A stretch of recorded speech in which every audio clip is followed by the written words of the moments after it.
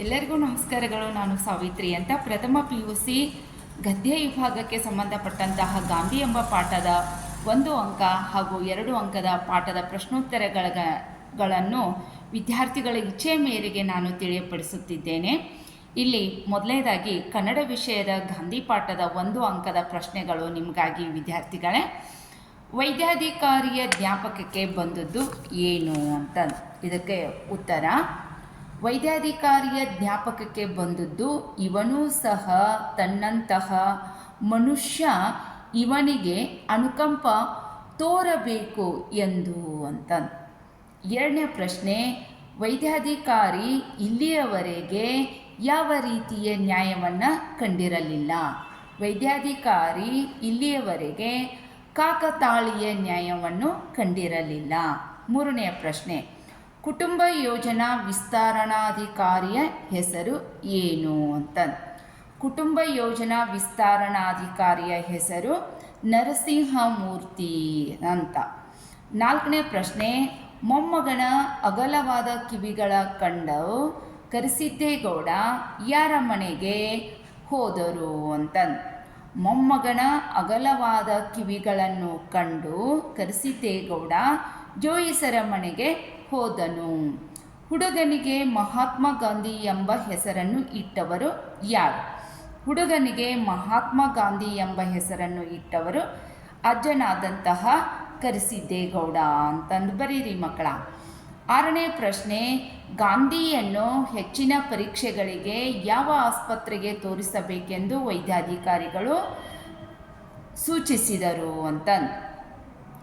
ವೈದ್ಯಾಧಿಕಾರಿಗಳು ದೊಡ್ಡ ಆಸ್ಪತ್ರೆ ಅಂದರೆ ಜಿಲ್ಲಾ ಆಸ್ಪತ್ರೆಗೆ ತೋರಿಸಬೇಕು ಎಂದು ಸೂಚಿಸಿದರು ಅಂತಂದು ಬರೀರಿ ಮಕ್ಕಳ.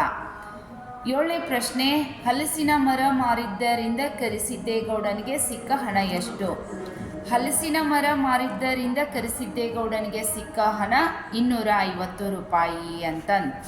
ಇನ್ನು ಇಷ್ಟು 7 ಪ್ರಶ್ನೆಗಳು 1 ಅಂಕಕ್ಕಿದಾವೆ. ಇನ್ನು 2 ಅಂಕಕ್ಕೆ ಪ್ರಶ್ನೆಗಳು ಗಾಂಧಿ ಪಾಠದ ಮೇಲೆ.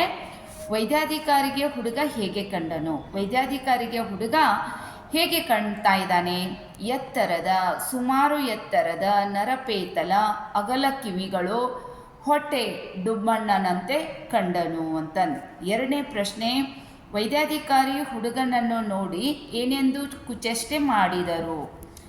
ನನ್ವಸಿ ನೋಡಿ ಸಾ ಎಂದು ಹುಡುಗ ಕೈ ತೋರಿಸಿ ಹೇಳಿದಾಗ ವೈದ್ಯಾಧಿಕಾರಿಗಳು ಈ ರೀತಿಯಾಗಿ ಕುಚೇಷ್ಟೆಯನ್ನು ಮಾಡಿದರು.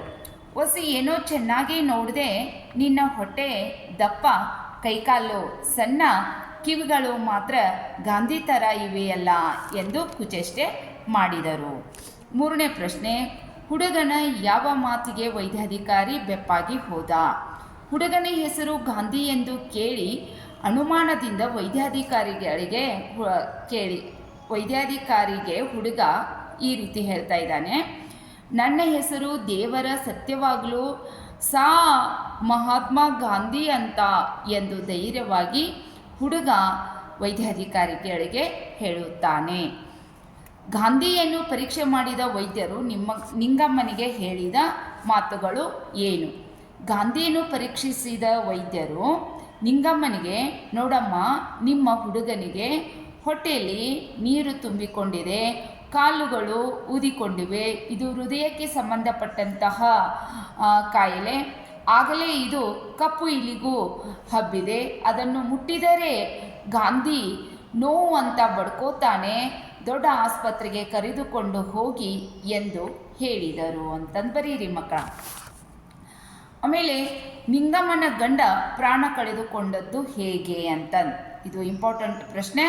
ನಿಂಗಮ್ಮನ ಗಂಡ ಸಾಹುಕಾರರ ಬಳಿ ಸಿಂಧಿ ಇಳಿಸೋಕೆ ಕೆಲಸಕ್ಕೆ ಸೇರಿದ. ಆ ಸಿಂಧಿ ಮರದಿಂದ ಬಿದ್ದು ತನ್ನ ಪ್ರಾಣವನ್ನು ಕಳೆದುಕೊಂಡ ಅಂಥೇಳಿ ಬರೀರಿ ಮಕ್ಕಳ. ಇನ್ನು 6ನೇ ಪ್ರಶ್ನೆ 2 ಅಂಕಕ್ಕೆ ಗಾಂಧಿ ಪಾಠದ್ದು: ಗಾಂಧಿ ಎಂಬ ಹುಡುಗನ ಕೊನೆಯ ಆಸೆ ಏನಾಗಿತ್ತು ಅಂತ. ಗಾಂಧಿ ಎಂಬ ಹುಡುಗನ ಕೊನೆಯ ಆಸೆ ಏನಾಗಿತ್ತು ಅಂದರೆ, ನಾನು ಸತ್ತರೆ ನನ್ನನ್ನು ಹಲಸಿನ ಮರದ ಬುಡದ ಕೆಳಕ್ಕೆ ಹಾಕಿ ಎನ್ನುವ ಕೊನೆಯ ಆಸೆ ಆಗಿತ್ತು ಅಂತೇಳಿ ಬರೀರಿ. ಊರಿಗೆ ಬಂದ ಕರಿಸಿದ್ದೇಗೌಡ ಏನನ್ನು ಗಿರ್ವಿ ಇಡಲು ಪ್ರಯತ್ನಿಸಿದನು ಅಂತ. ಇದಕ್ಕೆ ಪ್ರಶ್ನೆ: ಊರಿಗೆ ಬಂದಂತಹ ಕರಸಿದ್ದೇಗೌಡ ತನ್ನ ಮೊಮ್ಮಗನನ್ನು ಉಳಿಸಿಕೊಳ್ಳಲು ಏನು ಮಾಡಿದ? ಮಗಳು ಮತ್ತು ಮೊಮ್ಮಗಳ ಓಲೆಗಳನ್ನು ತೆಗೆದುಕೊಂಡು ಊರಿಗೆ ಬಂದು ಗಿರ್ವಿ ಇಡಲು ಪ್ರಯತ್ನಿಸಿದನು ಅಂತಂದು ಬರೀರಿ ಮಕ್ಕಳ. ಇಷ್ಟು ನಿಮಗೆ 1 ಮತ್ತು 2 ಅಂಕದ ಪ್ರಶ್ನೆಗಳಿದಾವ. ಮೇಲಿಂದ ಮೇಲೆ ಇದನ್ನು ಕೇಳಿ ನೀವು ಪ್ರಾಕ್ಟೀಸ್ ಮಾಡಿ ಅಂತಂದು ಹೇಳ್ತಾ, ಕೇಳಿದ್ದಕ್ಕೆ ತಮ್ಮೆಲ್ಲರಿಗೂ ನಮಸ್ಕಾರ.